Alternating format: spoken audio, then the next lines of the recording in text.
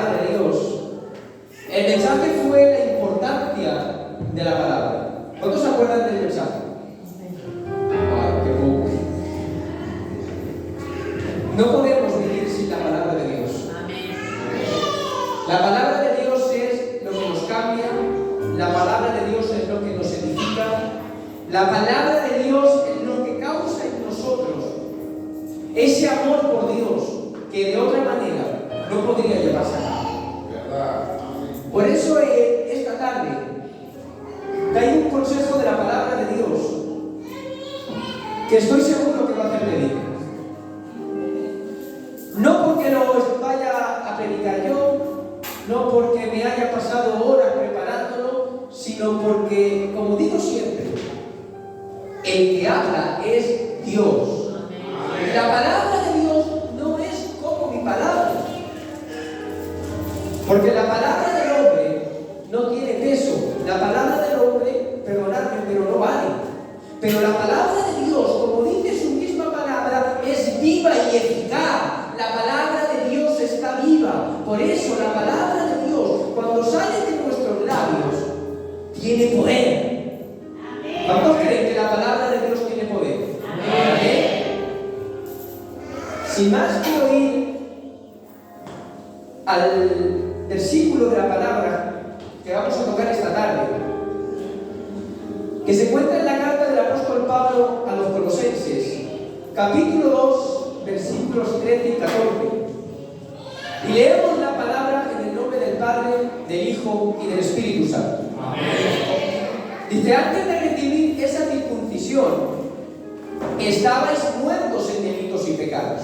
Sin embargo, Dios nos dio vida en unión con Cristo, al perdonar todos nuestros pecados y anular la deuda que teníamos pendientes por los requisitos de la ley. Él anuló esa deuda que nos era adversa, que la abandona en la cruz.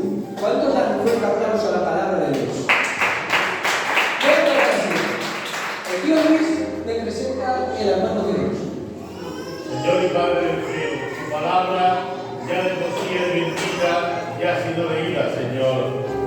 Ahora te quiero presentar la boca de tu siervo para que te sirva hacer, Dios mío, y por medio de él transmita lo que tú quieres a nuestros corazones, Dios del cielo. Te lo pido, te lo ruego, Señor, en el nombre de Jesús. ¡Amén! Hermanos míos, no hay cosa más hermosa en las Escrituras, no hay cosa más importante en la vida del cristiano que la cruz de Cristo. La cruz es la mayor historia de amor jamás contada. ¿Y saben qué me conmueve todavía más? Que ese acto de amor tan maravilloso, ese acto de amor tan sublime llevado a cabo en aquel monte de la Calavera, nos tenía usted y a mí como objetivo deseado. Pero, sin embargo, debo confesar una cosa. Me entristece cada día más que entre la mayoría de los cristianos no se valora la cruz de Cristo.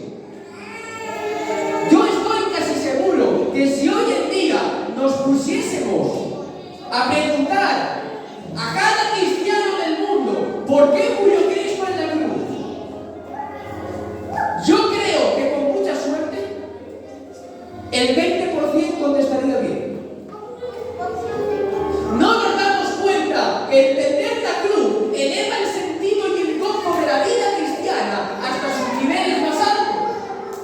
La cruz nos da el verdadero gozo de ser cristianos. Es más, la cruz nos hace ser cristianos. No hay cristianismo sin cruz. No hay salvación si no es a través de la cruz. No hay nada sin la cruz. Hermanos, hermanas, cuando hablamos de la cruz de Cristo, no hablamos de una doctrina más o de una cosa más dentro de las Escrituras. Hablamos del tema por excelencia. Cristo muriendo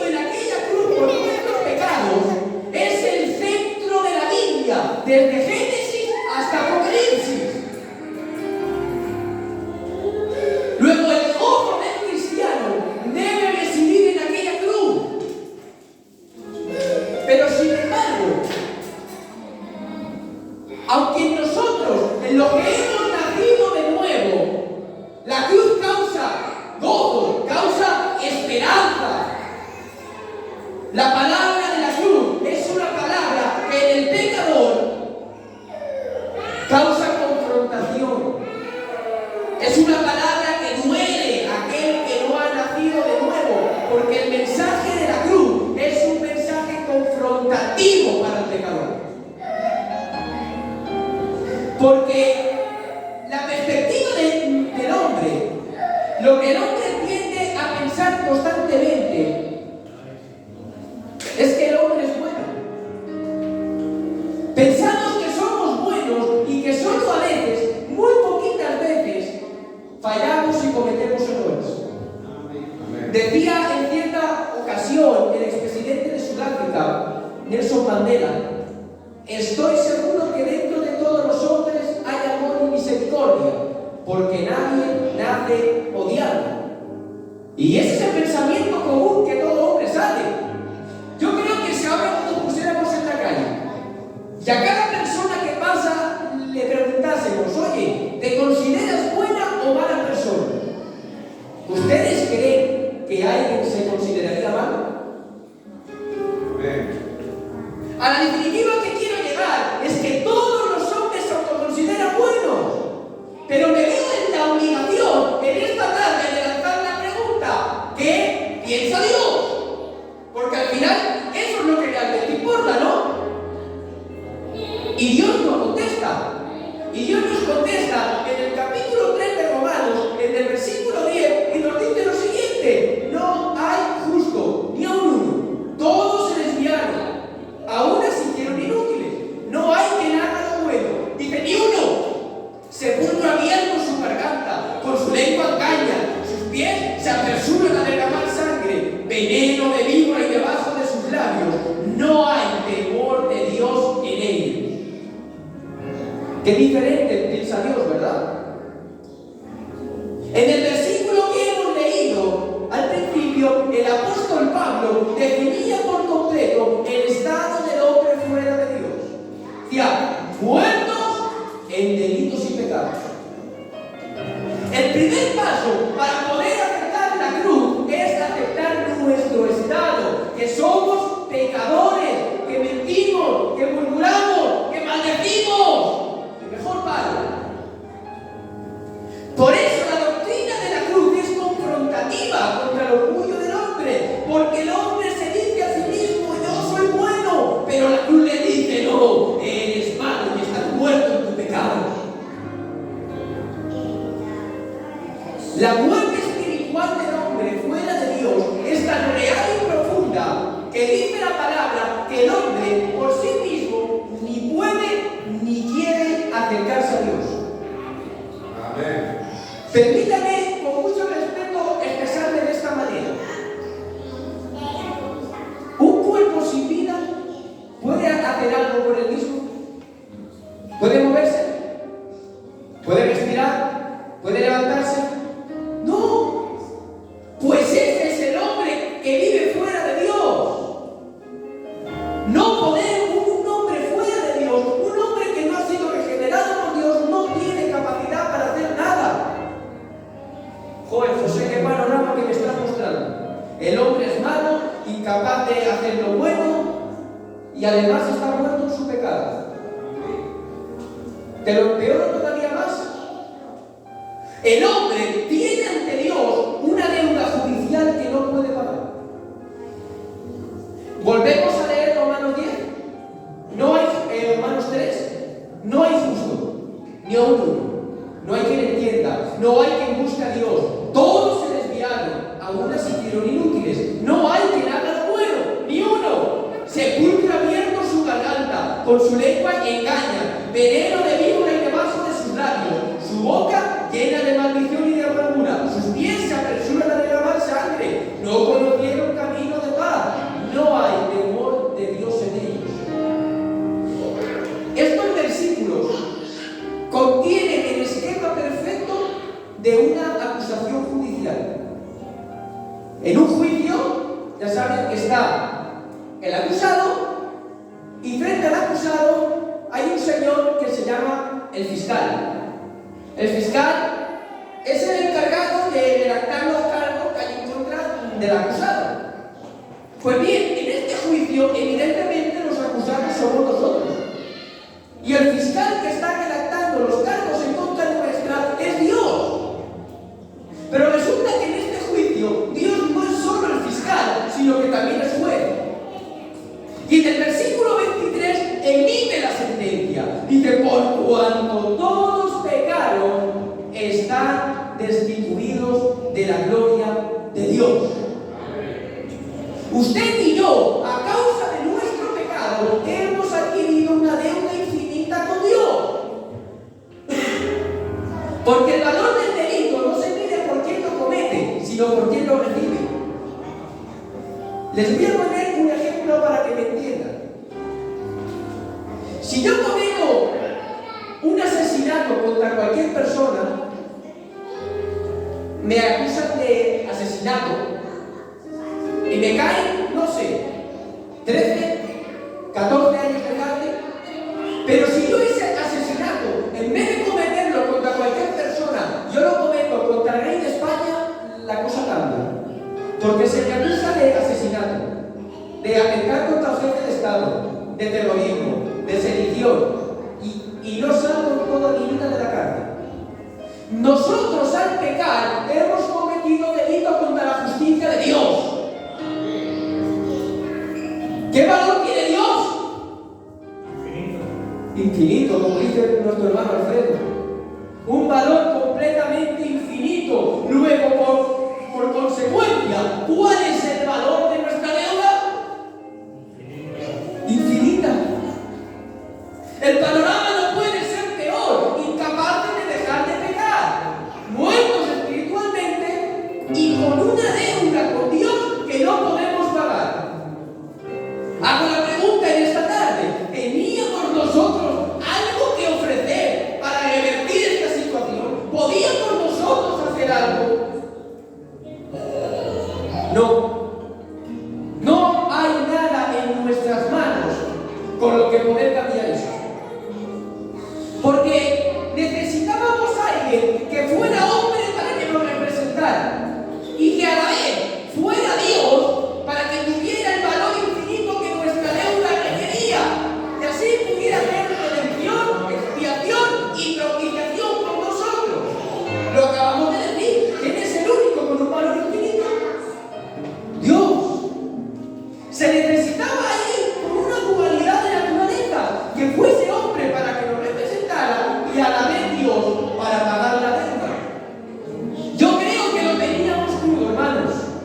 Yo creo sinceramente que lo teníamos imposible, que no teníamos ninguna posibilidad. Pero ahora, dice Juan 1:1, en el principio era el verbo era con Dios y el verbo era Dios. Pero es que ahora bajamos al versículo 14 y se hace lo impensable, se hace lo que nadie podía jamás llegar a pensar. Dice, y ese verbo que era Dios descendió y se hizo hombre. Somos conscientes de esto, somos conscientes de esta verdad. El Dios infinito y eterno toma cuerpo mortal en la historia y el tiempo de los hombres. Aquel en que recibe la vida como un cuerpo mortal, aquel que dice que es agua viva, ahora viene y tiene sed. Aquel que dice que es el pan vivo que descendió del cielo, ahora desciende y tiene hambre. Ahora aquel en que reside la vida desciende para morir. Bien decía el apóstol Pablo, grande es el misterio de la piedad, Dios manifestado en carne. Amén. Ya tenemos nuestro sustituto, nuestro Cristo, la persona del Verbo eterno, que era revestido de humanidad. Y crece. ¿Y saben cómo crece? Sin pecado. Porque yo aquí desde este púlpito, con la Biblia en la mano, puedo afirmar dos cosas. La primera, que mi Cristo ni pecó ni podía pecar.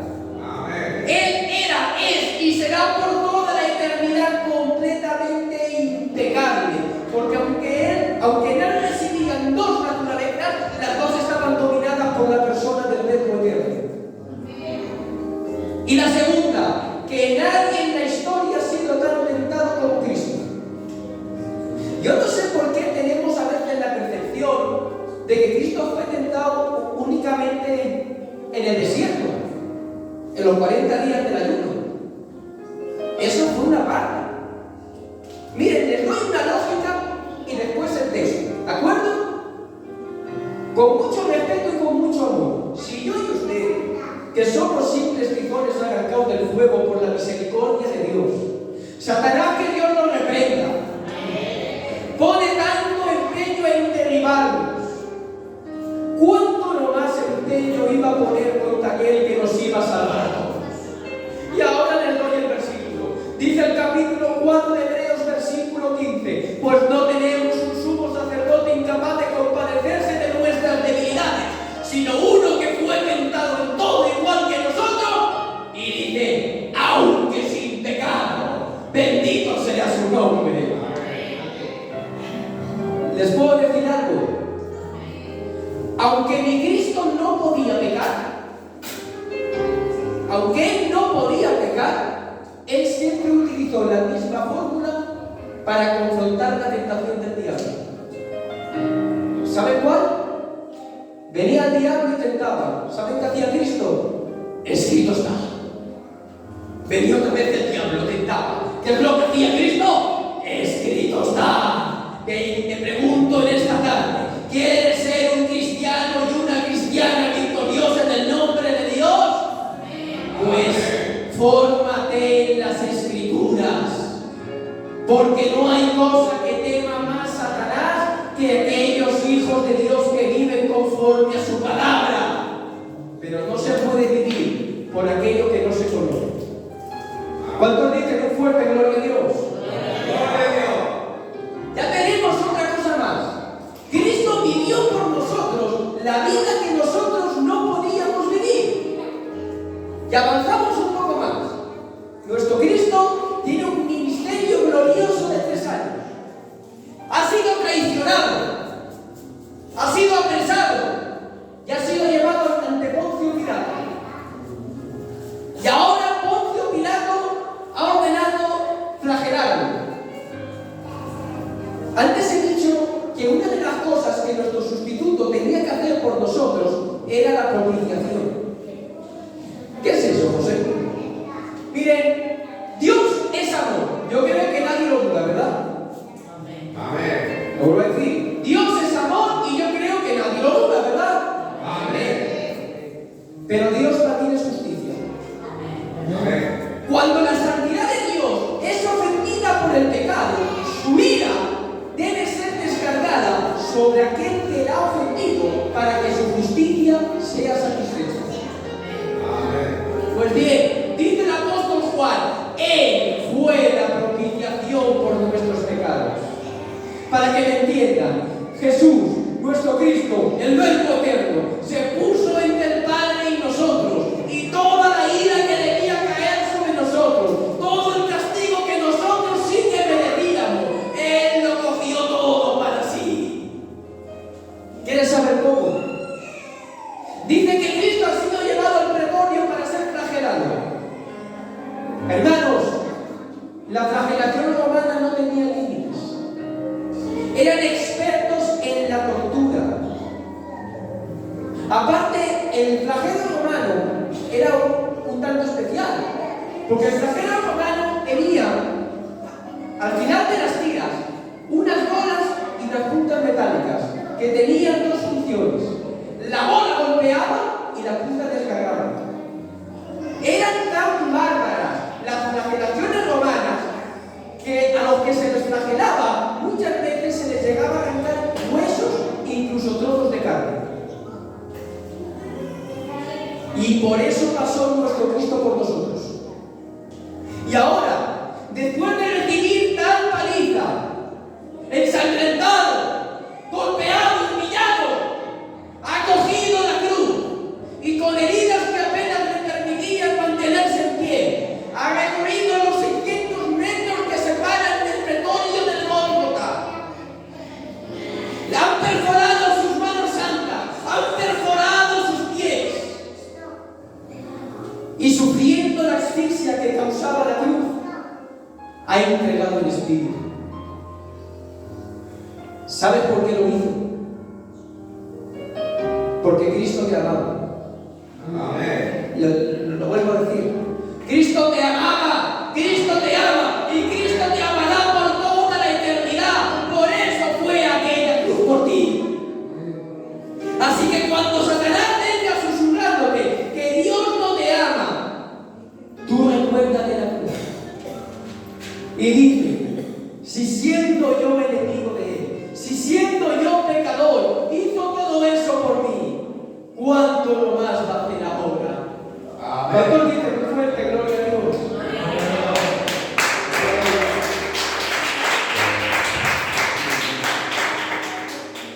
¿Te acuerdas de nuestra deuda infinita?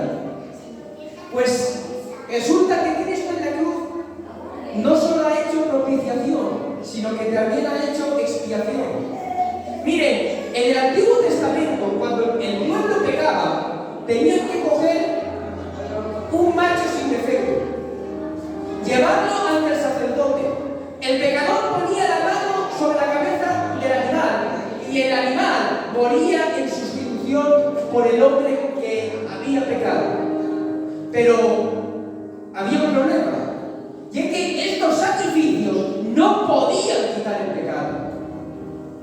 Dice en el capítulo 10 de Hebreos: porque la sangre de los toros y los machos cabríos no podían quitar el pecado. Por eso, en el capítulo 1 de Juan, versículo 29, cuando Juan el Bautista ve venir a Cristo, no tiene que decir, no puede aguantarse, ve a Cristo venir, y lo dice: he ahí el Cordero de Dios que quita el pecado del mundo.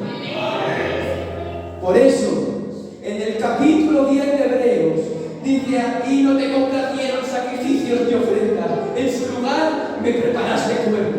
Dice: no te agradaron ni holocaustos ni sacrificios por el pecado.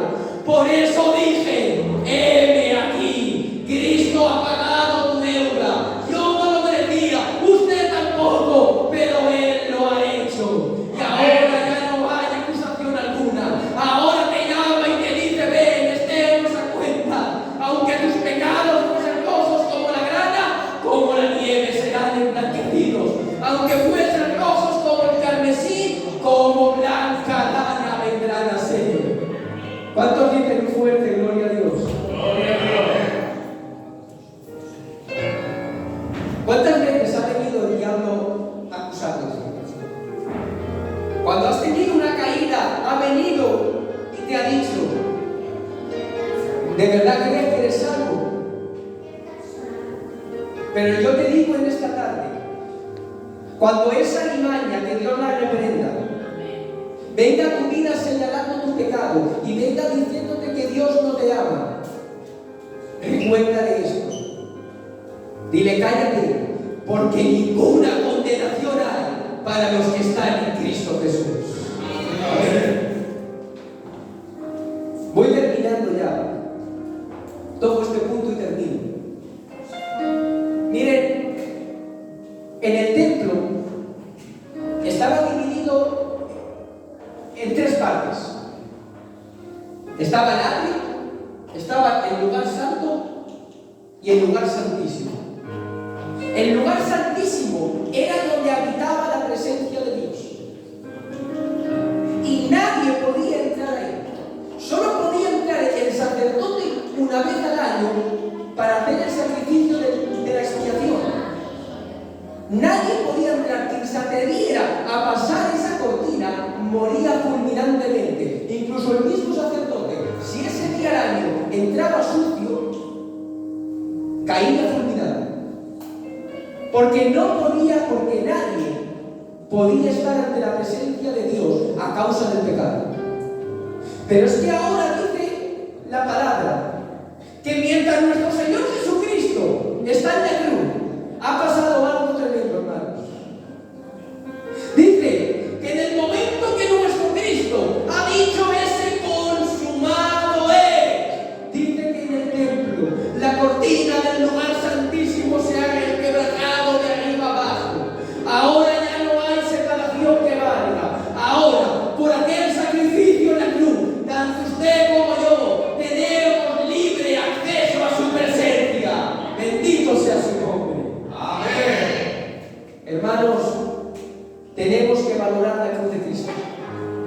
Tenemos que valorar cada día más lo que Cristo hizo por nosotros. ¿Cuántos dan un fuerte aplauso a nuestro Dios?